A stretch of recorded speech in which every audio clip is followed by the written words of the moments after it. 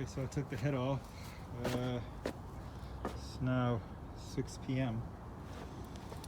and passenger side isn't too bad, even though, well, the guy kind of, I don't know what he did, man. But anyway, this side is the bad side.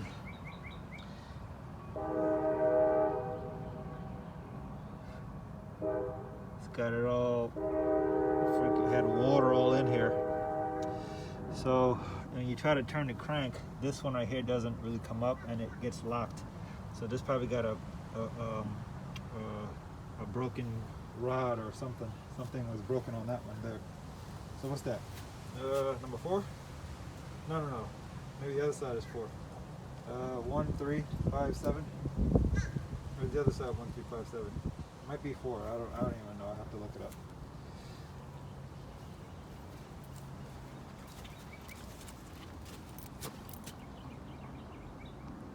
See if I could just lift it.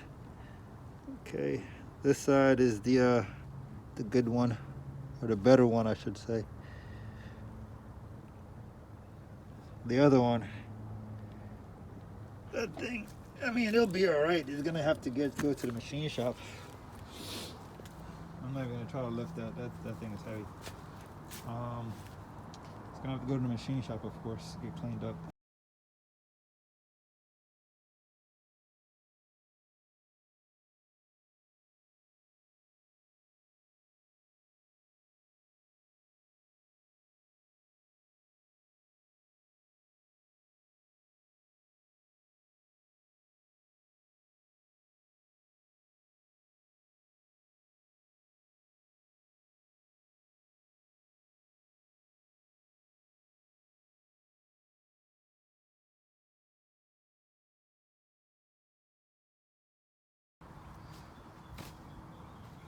All right, so I start this video by, so I finalized the fast pump and I even connect the return. So I test this out with just a cable to the battery power, and that actually moved the fuel, so that was actually pretty good. I then went to power up the computer, but then I realized it wasn't working, but I was sneezing too much, so I said forget it. This is just my temporary, because I was about to try to crank it today. No, actually I did crank it today, but I didn't have enough battery power since I only had one battery connected. So what ended up happening though, I didn't get any connection to the ECM, and I come to realize probably because I don't have the ground wire connected, but I was too busy sneezing earlier, so I couldn't even think straight, and then the sun was also beaming on me, so I need to do that. And here's a tip that I learned. I went to put the key on, since I had the power. This wire here, which is from the turbo cooler actuator or something like that, this wire, you have to cut this. You got to cut it and loop it back into itself, because the dash, I don't know if it works, I saw somebody said so. Of course the wires are right there and it's open. You have to they say you have to loop it back in itself, but I'm thinking that, well, that's a little strange because they're looped right here. Yeah, they're looped right here. I have to see how that's supposed to work. That doesn't make sense to me. Anyway, I'll play with that later. Anyway, keep an eye out for that. They say you must have these two wires on a 6.4. All right, back to what I was saying. So I added oil today. I turned this quite a few times to try to get the oil to circulate a little bit. before I actually cranked it, because I'm only trying to see if this thing will start. If it'll start, maybe I'll finalize the wiring and leave it for somebody else to put the radiator and intercooler on. I'm not really looking to do any of this stuff. So end up having a weird scenario. So the weird scenario, I put oil in here, right? I put oil in here. Now remember, I didn't put this in here because I would not put a motor in. This diesel is so easy to work on.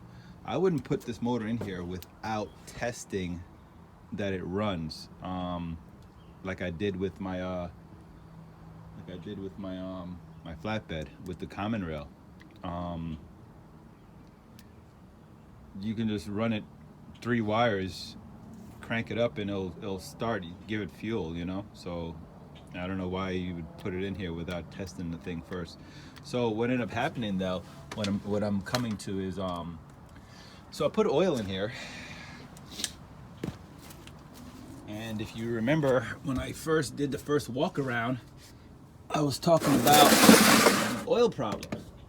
Well, I put oil in here and I didn't even crank the thing, and the freaking oil is coming out of here, which either I'm thinking I put 2 jugs in here, right? I put 2 jugs in here of Rotella, and I'm thinking, well, the 2 jugs, which is 2 gallons, is probably a little bit over the oil pan, where the oil pan and the block would meet.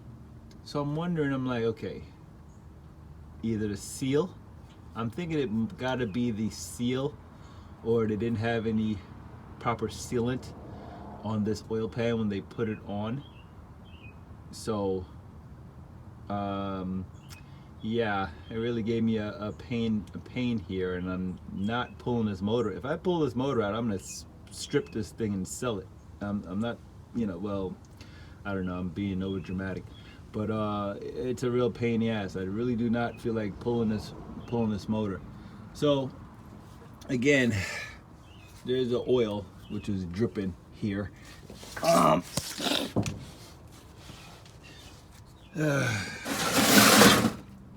Problems, right? So what we're coming to though, this week I'm probably gonna do it sometime. I'm not gonna have any free time tomorrow though, so I'm going to power up the fuel pump, send the fuel up, get 2 batteries, connect the batteries. I gotta put that, where is it, my terminal? It's around here somewhere. And crank this thing up. Just looking to make sure that this thing runs before I do too much else, because other than that, I'll strip this thing down and just sell it all for parts, because like I said, I really don't know the real history on this motor, but if it runs, you know, that'd be great. So that was pretty much today's rundown. Here is my this is a fuse I put on here. This is the only one I actually had to add, and this one powers up this relay. I got a relay over here. You probably can't see it too good.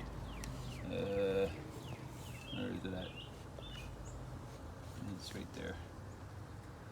You can see it. I don't know if you can see it too good. There it is. That powers up the EP4. So this should turn on before I do too much else to it, because I already done put a lot of work on it and invested a decent amount of money. All right, so hopefully we get it to turn on today, sometime this week, which will be good, and hopefully that oil leak is not going to be pouring out, you know, because it was dripping here. I had this down pipe over there, and I had this downpipe just as a temporary, just to see how much room was in off the turbo, to see how much space was in there between that and the dipstick, and it's plenty of room. It's worked out. But anyway, so I'll keep you folks posted, and hopefully we will be cranking on the next one.